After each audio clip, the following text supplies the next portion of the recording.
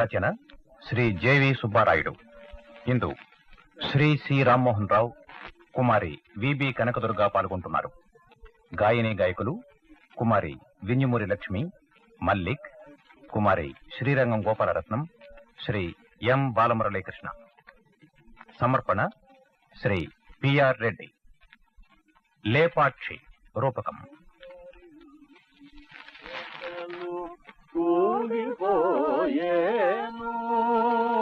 కుంకరించిన దశలు ఊగిపోయేను,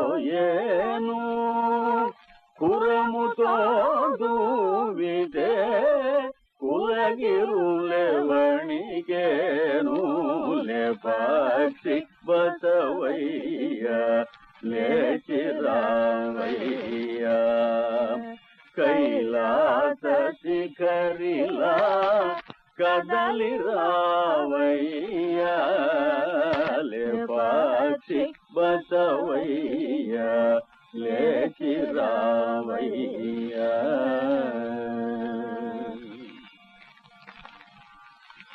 ఆకాశ గంగకై అర్రెత్తి చూస్తేను, ఆకాశ గంగకై అర్రెత్తి చూస్తేను, పొంగేటి పాల్కడలి గంగడోలాడేను.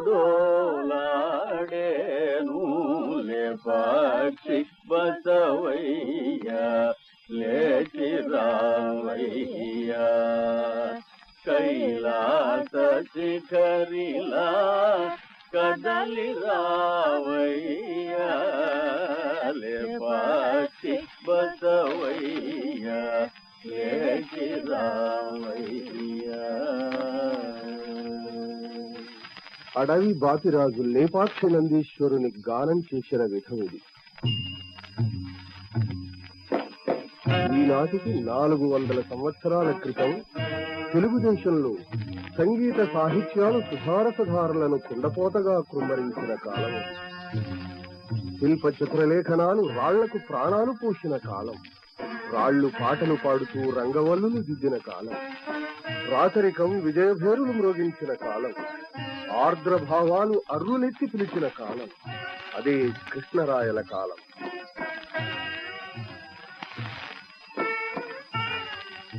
కృష్ణరాయలు దివంగతుడు కావడంతో రాజ్యంలో కృష్ణపక్షం క్రమంగా ప్రవేశించింది. కుక్కలు చింపిన విస్తరిలా రాయల సామ్రాజ్యం చీలికలు తేలికలు కావడానికి సిద్ధమవుతోంది. అచ్యుతరాయలు అందరమెక్కిన అధికారం అళియరామరాయలది. ఆ కాలంలోనే లేపాక్షికి యవ్వనం అంకురించింది. పెనుకొండ సీమలో లేపాక్షి ఒక కుగ్రామం. ఆ పేరులోని ఏదో నూతనత్వం, పెద్దన కవితలోని దిగిదిగిలా మెచ్చిపోయే ఒక తారుణ్యం, పద్మిని జాతి స్త్రీ రూపంలోని ఒక నిండుదనం గోచరిస్తుంది. ఆ గ్రామానికి లేపాక్షి అనే పేరు కలగడానికి పౌరాణికమైన కథ ఒకటి ప్రచారంలో ఉంది. రామాయణ కాలంలో జటాయువు నివసించిన ప్రదేశం కాదు. రావణుడు సీతను అపహరించి వెంట పెట్టుకుని వెళ్తున్నప్పుడు సీత ఆర్తనాదాన్ని విని జటాయువు రావణుడితో యుద్ధం చేసి ఆ రాక్షసుడి కత్తికి తన రెక్కలను ఆహుతినిచ్చి కింద పడిపోయిన స్థలం కాదు. రాముడు జానకుని వెతుకుతూ ఆ ప్రాంతానికి వచ్చి రామనామాన్ని జపిస్తూ అర్ధనిమీలిత నేత్రాలతో పడి ఉన్న జటాయువుని చూసి లేపచ్చి అన్నాడట. లేపచ్చి అనే 2 మాటలు తర్వాత లేపాక్షిగా మారినవట. ఈ లేపాక్షి గ్రామానికి ఆనుకుని కూర్మాద్రి ఉన్నది. ఇది చిన్న కొండ. తాబేలు ఆకారంలో ఈ కొండ కనిపిస్తున్నందువల్ల దీన్ని కూర్మాద్రి అన్నారు. అగస్త్య మహర్షి తపస్సు చేసిన ప్రదేశం ఇది. వింధ్యపర్వత గర్భభంగాన్ని సాధించి అగస్త్యుడు దక్షిణాపథానికి బయలుదేరాడు. ఆ దారిలో ఈ కూర్మాద్రి కనిపించింది. అక్కడ ప్రతిష్ఠింపబడి ఉన్న 2 శివలింగాలను చూసేటప్పటికీ ఆ మహర్షి మనస్సు అఖండ తేజో ప్రభావితమైంది. లేపాక్షి అలౌకిక మహిమాన్వితము అని తాను భావించాడు. ఇంతలో తనకు మరొక శివలింగం లభ్యమైంది. అది స్వయంభూలింగంలాగా గోచరించింది. కాశీ విశ్వనాథుడే ఆ రూపంలో తనకు సాక్షాత్కరించాడు అని అగస్త్యుడు భావించాడు. ఆ లింగాన్ని తాను అక్కడ ప్రతిష్ఠించి పాపనాశేశ్వరుడు అని నామకరణం చేశాడు. తరువాత చాలా కాలం అగస్త్యుడు పాపనాశేశ్వరుడికి ప్రక్కనే ఉన్న గుహలో తపస్సు చేశాడట. ఇలాంటి పురాణ ప్రసిద్ధి కలిగినది లేపాక్షి. కాశీ విశాలాక్షి, కంచి కామాక్షి, మధుర మీనాక్షిలాగా ఈ కూర్మాద్రి మీద గౌరీదేవి లేపాక్షి పేరుతో వెలసింది అని కూడా కొందరంటారు. 108 శైవ క్షేత్రాల్లో లేపాక్షి ఒకటి అని కాంద పురాణం చెబుతోంది. ఇక చారిత్రకంగా ఈ లేపాక్షి చరిత్రను కొంత పరిశీలిద్దాం. అచ్యుతరాయల కాలంలో పేనుకొండ సీమకు కోశాధికారి విరుపన్న. ఇతను శివభక్తుడు, మహాశిల్పి కూడా. నోరున్న మాటకు నోచుకోని కొడుకు వీరభద్రుడికి వీరభద్రస్వామి అనుగ్రహం వల్ల నోట మాట పలికింది. విరుపన్నకు ఆ మాటలు ముత్యాల మూటలే, వసంతాల సంతలే గోచరించాయి. లేపాక్షిలో వీరభద్రుణ్ణి ప్రతిష్ఠించి నవరసాల విలాసాలు శిల్పకళలో చిందేటట్లు ఆలయ నిర్మాణం చేయాలనుకున్నాడు. కూర్మాద్రి మీద నల్లరాళ్లు గోచరించవు, కరుకైన తెల్లరాయి అది. శిల్పానికి అందగించని శిలలవి. అయినా ఆ శిలలు విరుపన్న చెయ్యి స్పర్శ తగలగానే కిలకిల నవ్వుకున్నాయి. ఆయన చేతి ఉలిటాకిడి ఆ రాళ్ల గుండెలకు చందన చర్చ చేసింది, గిరిగింతలు పెట్టింది. వరశిల్పి విరుపన్న చేతుల్లో ఆ కూర్మాద్రి శిల నవవధువై తోలిపోయింది. ఆ పరవశంలో ఎన్ని తీయటి తలుపులో, ఎన్ని మధుర స్వప్నాలో. ఆ తీయటి తలుపులు రూపాలై, ఆ రూపాలకు తలపూలై ఈ కూర్మాద్రి శిల్పాలు రసపిపాసులకు విందులు చేస్తున్నాయి ఈనాటికి.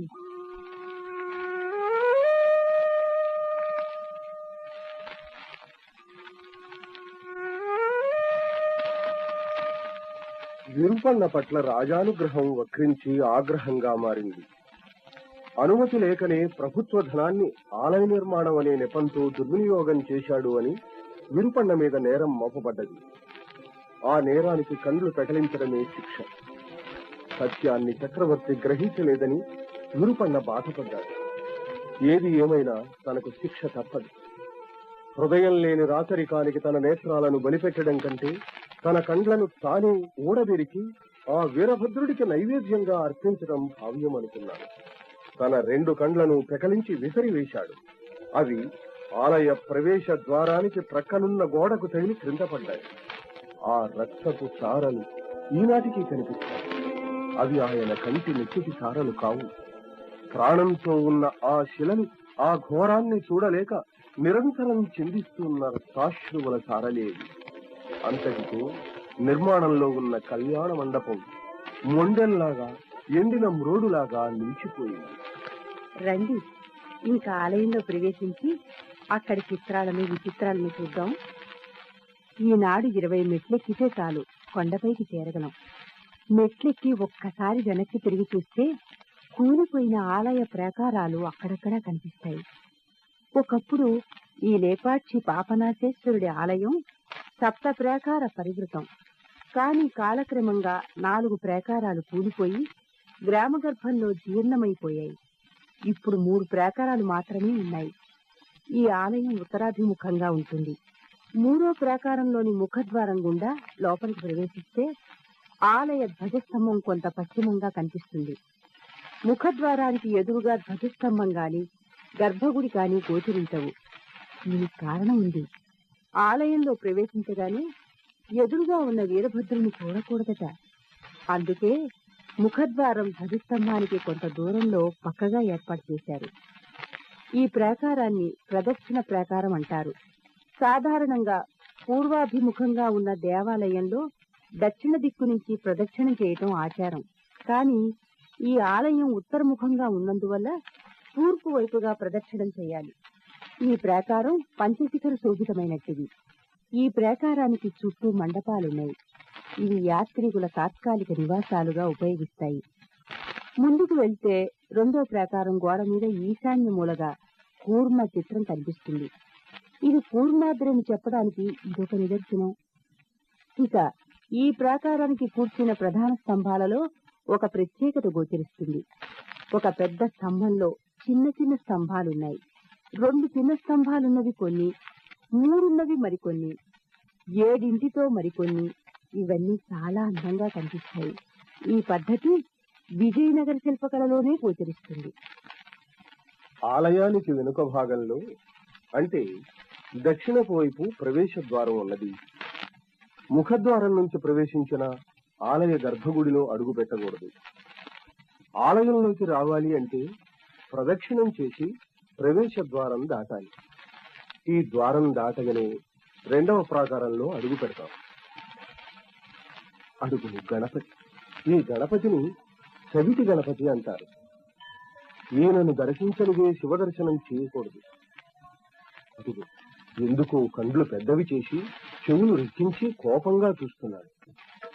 ఆ కోపం మన మీద కాదు, ఎదురుగా ఉన్న చవితి చంద్రుడి మీద. చవితి నాడు నా కంటికి ఎందుకు కనిపించావు? నన్ను అపనిందల పాలు చేయడానికా? చూడు నిన్నేం చేస్తాను.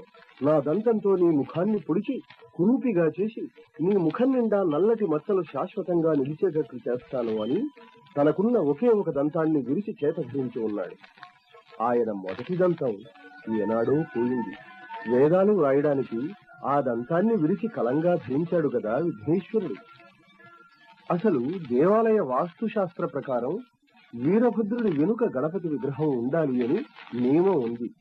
గణపతిని సేవించి తూర్పుగా 2 అడుగులు వేస్తే ఆ కొండ బండ మీద శ్రీకాళహస్తీశ్వరుడు గోచరిస్తాడు. అదిగో సాలెపురుగు స్వామికి సన్నని దారాలతో ఆలయాన్ని అల్లుతున్నది. అదిగో మరో చోట సర్పం మణులు మాణిక్యాలతో ఆ శివుని పూజిస్తున్నది. మరొక చోట ఏనుగు తొండం నిండుగా తెచ్చిన నీటితో స్వామిని అభిషేకిస్తున్నది. అడుగు కన్నప్ప చెప్పుకాలితో రక్తం ప్రవహిస్తున్న నిటలాక్షిని కన్నును తన్నిపెట్టి సునిశ్చితమైన బాణంతో తన 2వ కనుపుట్టుని పెకలించి శివుడి కంటికి అమర్పబోతున్నాడు. ఎంతటి గాఢమైన భక్తి కన్నప్పది.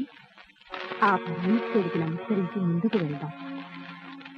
ఈ ప్రాకారంలో ఆగ్నేయముల స్వామికి నిత్య నైవేద్యాలు సిద్ధం చేయడానికి పాకశాల ఉన్నది. ఆ పాకశాలకు ఎదురుగా పూర్వాభిముఖంగా అడుగు నాగలింగేశ్వరుడు గంభీరంగా గోచరిస్తున్నాడు. నాగలింగేశ్వరుడున్న స్థలంలో ఒక పెద్ద బండ సర్పాకారంలో గోచరించింది శిల్పికి.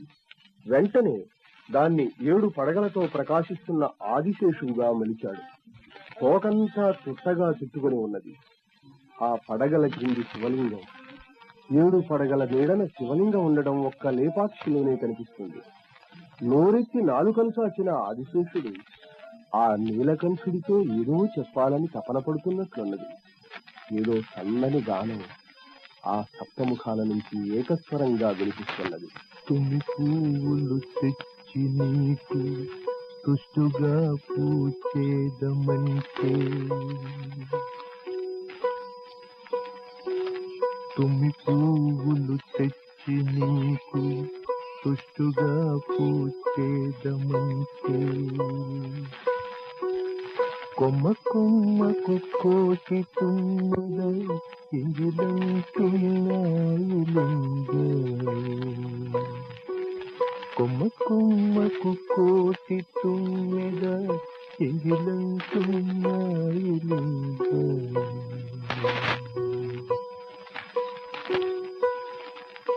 మహానుభావ మాలింగమూర్తి మాదేవ శంభో,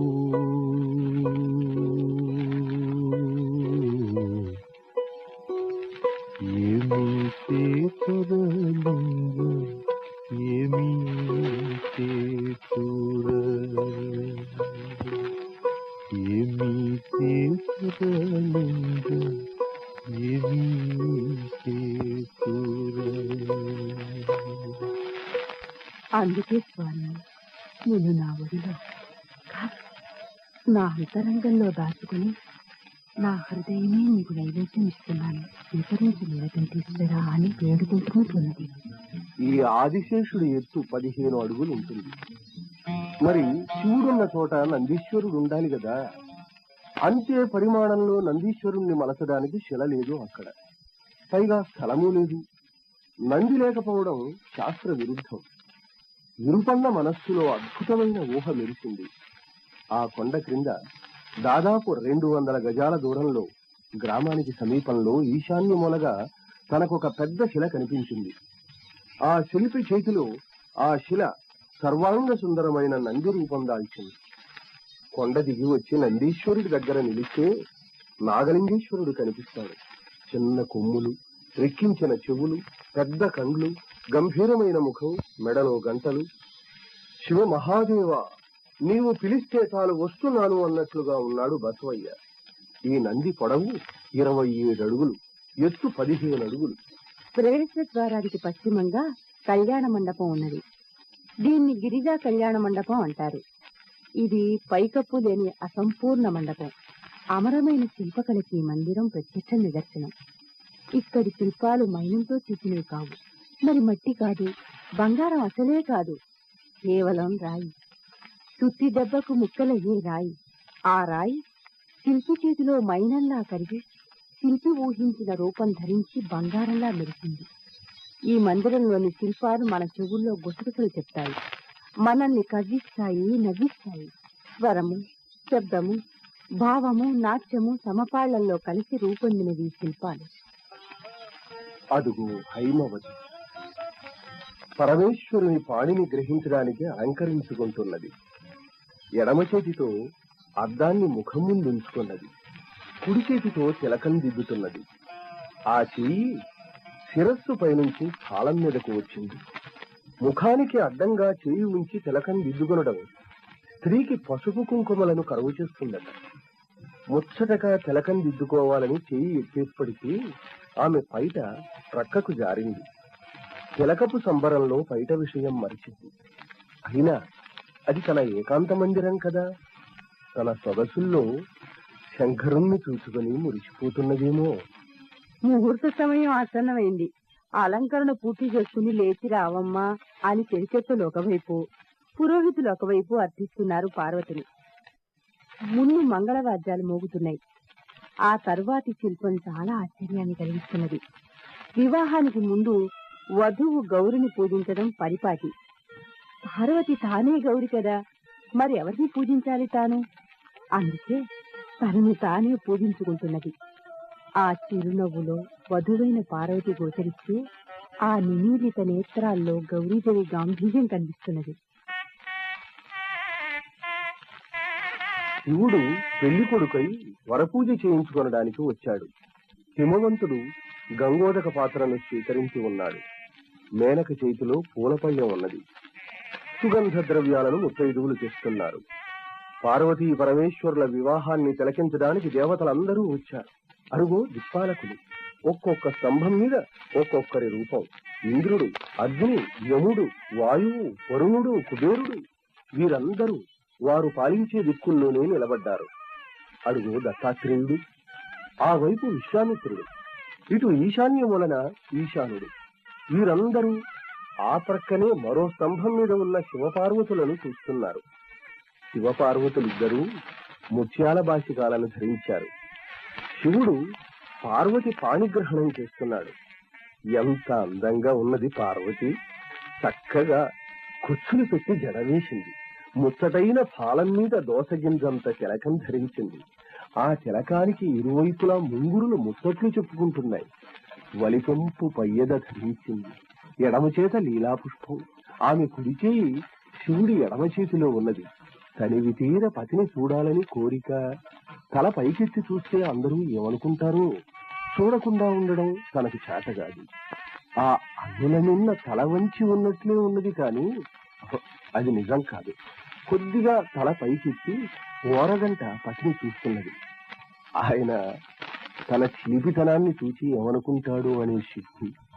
ఏం, ఆయన తన వైపు చూస్తూనే ఉన్నాడుగా, మరి తాను చూస్తే తప్పేమిటి? ఇలాంటి ముగ్ధభావాలెన్నో ఆ కంటిపాపంలో గోచరిస్తున్నాయి. ఇక ఈశ్వరుడు క్రేజంత పార్వతిని చూస్తున్నాడు. తనలో కోరికలు కొనలు జరుగుతుంటే పార్వతి చేతిని మెల్లగా గూటితో గిల్లుతున్నట్లున్నది. కళ్యాణమైనా ఇంకా వీళ్ళందరూ వెళ్ళరేమి అని అనుకుంటున్నాడేమో. అది గ్రహించి బృహస్పతి తల ప్రక్కకు తిప్పుకొని పోబోతున్నాడు. సుగంధాలు తల్లి పార్వతి చిలికెత్తలు తిరిగి చూస్తూ నవ్వుకుంటూ వెళ్తున్నారు. అరుగు, ఈ శిల్పం ఒక అద్భుత కళాఖండం, రసప్లావిత మహాకావ్యం. ఈ మండపానికి పక్కనే లతా మండపం ఉన్నది. ఇక్కడ 24 స్తంభాలున్నాయి. ఈ స్తంభాలకు 4 వైపులా మన ఊహ కన్నని లతా శిల్ప చిత్రాలున్నాయి. దేనికది భిన్నమైన శిల్పం. ఈ శిల్ప చిత్రాల నమూనాలే నేడు స్త్రీలు ధరించే లేపాక్షి చీరల మీద గోచరిస్తాయి. ఈ కళ్యాణ మండపాని కింది భాగంలో ఉయ్యాల మండపం ఉన్నది. ఈ మండపానికి ముందు అదిగో సీతమ్మ పాదం. జటాయువు రావణుడితో పోరాడుతున్నప్పుడు సీత రథాన్ని దిగి తన శక్తి స్వరూపాన్ని ప్రదర్శించినదట. అప్పుడు కుడిపాదం కూర్మాద్రి మీద, ఎడమ పాదం పెనుకొండ మీద ఉంచిందట. తర్వాత ఆమె అంతర్ధానమై మాయా సీతను రథం మీద ఉంచిందట. ఆమె పాదచిహ్నంలో అన్ని కాలాల్లోనూ 4 నీళ్లుంటాయి. ఆ నీటిని తీసేస్తే తిరిగి కొన్ని క్షణాల్లో అక్కడ నీరుంటుంది. మరి ఆ నీరెక్కడి నుంచి వస్తుందో ఊహ కన్నని విషయం. ఇక ఇక్కడి నుంచి స్వామివారి గర్భగుడి ముందున్న రంగమండపంలోకి వెళ్దాం. ఈ మండపానికి నర్తన మండపం అని పేరు. ఈ నర్తన మండపం శిల్ప చిత్రకళల మధుర సంగమం. మండప మధ్య భాగంలో వలయాకారంగా స్తంభాలు నిలిచి వాటిపై మనుష్య ప్రమాణంలో దేవతామూర్తులను ప్రదర్శించారు. రంభరూపు ఒక స్తంభం మీద ఉన్నది. ఆమె కాలికి అందలు ధరించింది. నాట్యానికి అనువైన వస్త్రధారణం చేసింది. పెద్ద జడ వేసింది. వివిధ భంగిమలను ప్రదర్శిస్తూ నాట్యం చేస్తున్నది. ఆ నాట్యం తిలకిస్తున్న దేవతలు ప్రవశించారేమో. అడుగో నటరాజు తాండవానికి సిద్ధపడుతున్నాడు. చివరి పక్కన పార్వతి సరే కానివ్వండి అన్నట్లు చూస్తున్నది. మరొక చోట దత్తాత్రేయుడు తాళం చేస్తున్నాడు. సూర్యుడు పశ్చిమ దిక్కున ముఖవీణను ధరించాడు. చంద్రుడు తూర్పున చల్లగా తిలకిస్తున్నాడు. అంటే తాండవానికి ఉత్తమ కాలం పూర్ణిమ అని అర్థం. దేవతలు వివిధ వాద్యాలను పలికిస్తున్నారు.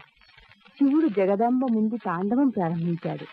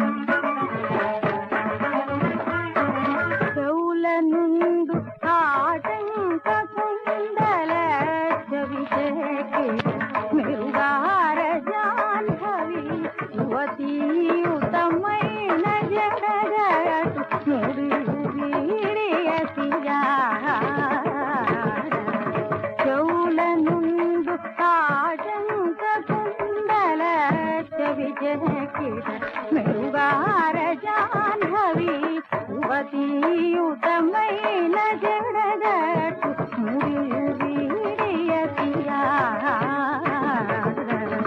నవరసంబులోనుగా మోము చిరునవ్వును దుగులుతా నవరసంబులోనుగా మోము చిరునవ్వును దుగులుతా నవరసంబులోనుగా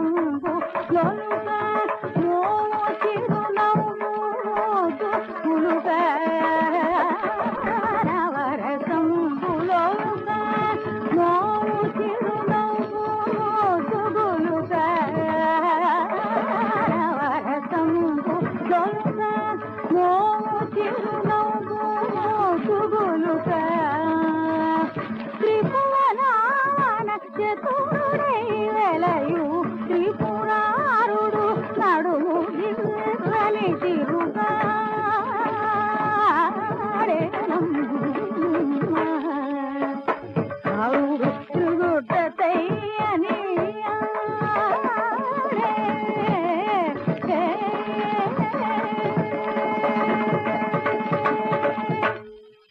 నటరాజు నాట్యాన్ని తిలకించాంగా అటు నైరుతి మూల ఒక స్తంభం మీద శిల్పాన్ని చూడండి. శివుడు భిక్షాటనేశ్వరుడై అన్నపూర్ణ ఇంటి ముందు నిలిచి భిక్షాం దేహి అన్నాడు. ఆ సమయంలో పార్వతి స్నానం చేస్తున్నది. ఈశ్వరుడి కంఠం వినిపించింది. వెంటనే వస్త్రాన్ని అడ్డదిడ్డంగా ధరించి అర్ధనగ్నంగా తలుపు పక్కన నిలబడి వెలుపలికి చెయ్యి చాచి భిక్షా పాత్రలో భిక్ష వేసింది. అటు ఈశాన్యంగా నిలిచిన స్తంభాల్లో ఒకదానికి ఆకాశ స్తంభం అని పేరు. అది నేలను తాకదు, అట్లని వేలాడుతూ కదలుతూ ఉండదు. అన్ని స్తంభాల వలె అతి దృఢంగా ఉన్నది. ఈ స్తంభం కూడా నాట్యం చేసి సంకల్పించినదేమో. ఆ విధంగా నేల తాకక నిలబడడం ఒక నాట్యభంగిమేమో. ఈ నాట్య మండపం ఉపరితలాన్ని చూస్తే రకరకాల రంగులతో తీర్చిదిద్దిన చిత్రలేఖనాలు కనిపిస్తాయి. ఆనాడు చిత్రించిన ఆ బొమ్మలు ఈనాటికి చెక్కు చెదరక ఆకర్షణీయంగా ఉన్నాయి. అదుగే శివుడు రావణుడికి ఆత్మలింగాన్ని ఇస్తున్న దృశ్యం. అది అతనికి దక్కకుండా చేయడానికి దేవతల ప్రయత్నాలు. చివరకు విఘ్నేశ్వరుడి యుక్తి మూలంగా ఆ కార్యాన్ని నెరవేర్చుకున్నారు దేవతలు. మరొక వైపు కిరాతార్జునీయ కథ చిత్రించబడి ఉంది. దాని ప్రక్కన పార్వతీ కళ్యాణం. ఆ చిత్రాల్లోని వ్యక్తులు ధరించిన వస్త్రాలు ఎన్ని రకాలు చెప్పలేము. స్త్రీల సిగలు, వారు ధరించిన రవికలు, చేతి గాజులు అన్నీ దేనికది ప్రత్యేకమైన సౌందర్యాన్ని జలజలా కురుస్తున్నది. ఇక గర్భాలయ మండపంలో ప్రవేశిద్దాం. లోపల అడుగు పెట్టగానే మనకు కుడివైపు స్తంభం మీద దుర్గాదేవి గంభీర రూపంతో సాక్షాత్కరిస్తుంది. ఈ ఆలయంలో ఆ తల్లికే ప్రధానంగా పూజలు జరుపుతారు. లేపాక్షి ప్రజలు ఈ ఆలయాన్ని దుర్గగుడి అని పిలుస్తారు. ఎడమ చేతి వైపు స్తంభం మీద ఒకవైపు పాంచాల జాతి పురుష విగ్రహం. ఎంతో నిండుగా సంపూర్ణంగా కనిపిస్తాడు ఆ పురుషుడు. అతన్నే వాస్తు పురుషుడు అని అంటారు. అటువైపు ఒక స్త్రీ ప్రతిమ. ఆమె పద్మిని జాతి స్త్రీ. ఆ రూపురేఖల్లో, ఆ విలాస విభ్రమాల్లో యవ్వనం దిరిశన పువ్వై నిండుగా వికసించింది. అటు తూర్పుగా విద్యాగణపతి ఉన్నాడు. ఆయనకు ప్రక్కన పాపనాశేశ్వరుడు కనిపిస్తాడు. ఆ శివలింగం విష్ణుపీఠమైన పద్మం మీద ఉన్నది. ఆయనకెదురుగా మరొక మందిరంలో రఘునాథుడు శివపీఠమైన పానవట్టం మీద నిలిచి ఉన్నాడు. పాపనాశేశ్వరుడి మందిరానికి ప్రక్కన అగస్త్యుడు తపస్సు చేసిన గుహ ఉన్నది. ఈనాడు దాన్ని మూసివేశారు. స్వామివారి శయన మందిరం ఆ ప్రక్కదే. అక్కడి నుంచి ప్రదక్షిణం చేసి పశ్చిమానికి వస్తే రామేశ్వర హనుమన్ లింగాలు ఉన్నవి. శ్రీరాముడు హనుమంతుడు ప్రతిష్ఠించినవట ఆ శివలింగాలు. ఇక మండప మధ్య భాగంలో ఉత్తరాభిముఖుడై వీరభద్రుడు దక్షాధ్వర ధ్వంసం చేసి శాంతించిన వీరభద్రుడుగా కనిపిస్తాడు. ఈ గర్భాలయ మండప ఉపరితలం మీద చిత్రింపబడిన వీరభద్రుడి రూపం చూస్తే శరీరం జలధరిస్తుంది. ఆ వీరభద్రుడి పాదాల చెంత విరుపన్న అడుగు అంజలించి ఆ స్వామిని స్తోత్రం చేస్తున్నారు. మనము ఆ స్వామిని పూజించి వెళ్దాం. ఇదే లేపాక్షి. సర్వవిధ చిత్ర శిల్పకళా కల్పవృక్షమే ఈ లేపాక్షి.